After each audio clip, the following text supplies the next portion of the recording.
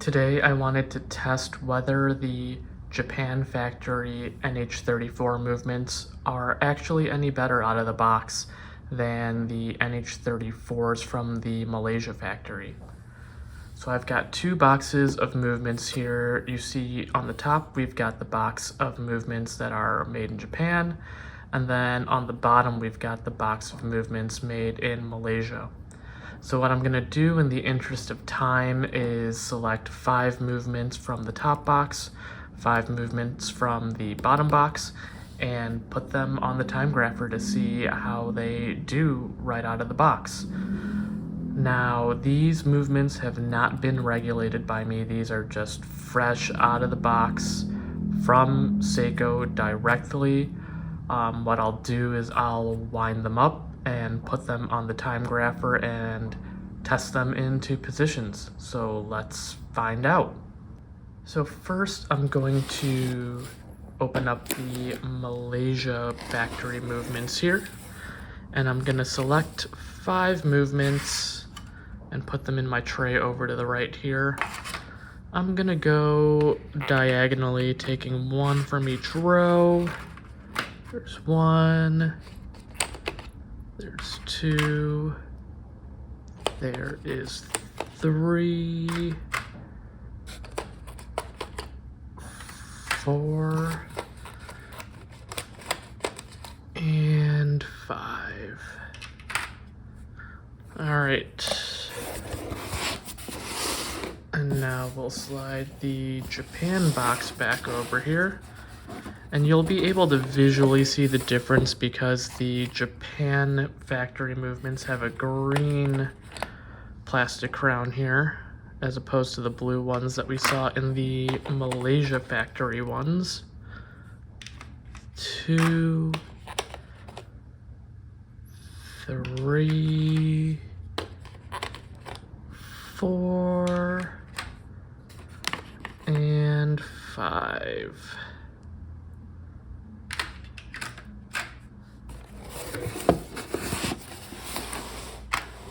And so here are the 10 total movements that I'll be testing, and now I'm going to move the camera over towards the time grapher.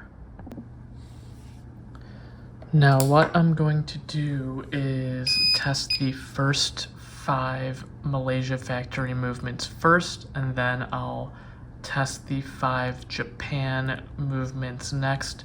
I'm going to be paying attention to the rate and beat error mostly. The amplitudes are generally pretty fine, but I'll call it out if I see something weird. So let's go ahead and get started. All right, we've got the blue plastic crown here, so this is our Malaysia movement.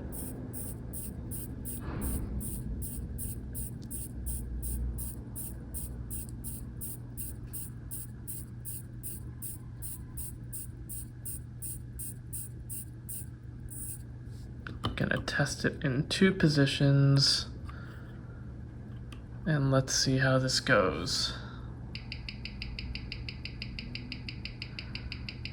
I'm going to let it run for the first 4 numbers here and ignore them, just to let this settle in after winding. And I'll do that for the second position as well. And then I'll probably fast forward through a lot of this because it's going to get pretty mundane for you guys.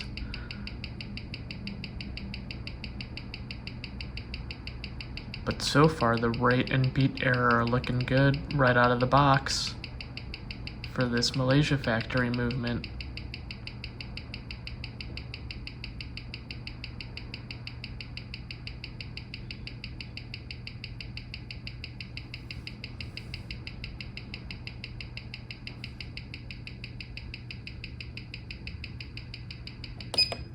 Alright, I'm gonna also record the highest rate with the second set of 4 numbers. So this one's gonna be at +3 with a 0.7 millisecond beat error.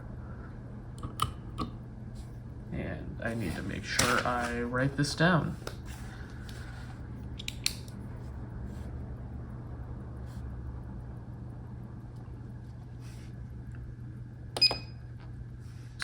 Alright, on to the second position. And yeah, now I'm just gonna fast forward through everything and probably play some music.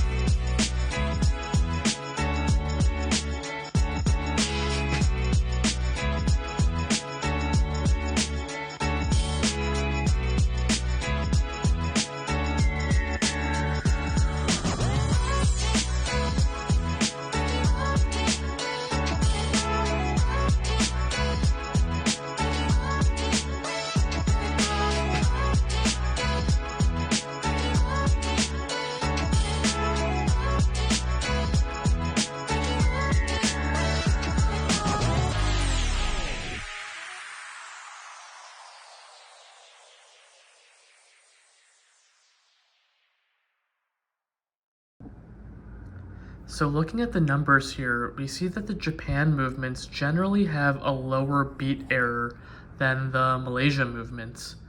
However, the Malaysia movements are just as good, if not better, than the Japan movements when it comes to the rate. Again, this is a small sample size, but these are generally the kind of numbers that I see when I test the movements before shipping them off to customers. So are the Japan factory movements for you?